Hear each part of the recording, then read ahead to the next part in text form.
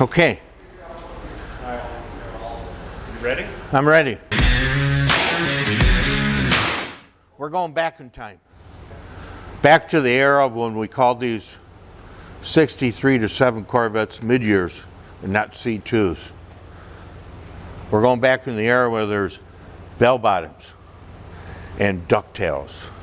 This is our new product release of a ducktail.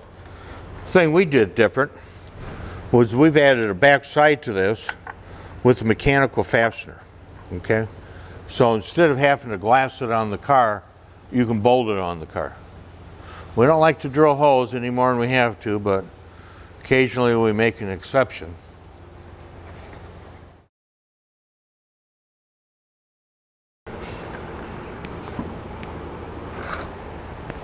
So simple as that. We got the ducktail. This is our first one. We pulled it out of the mold. Got to play with our carbon fiber a little bit, get our carbon fiber down pat. But this car's getting a lot of carbon fiber on it. Rear bumpers will be carbon fiber. License plate bezel will be carbon fiber. So we're going back in time, but we're coming into the future. The current time, carbon fiber.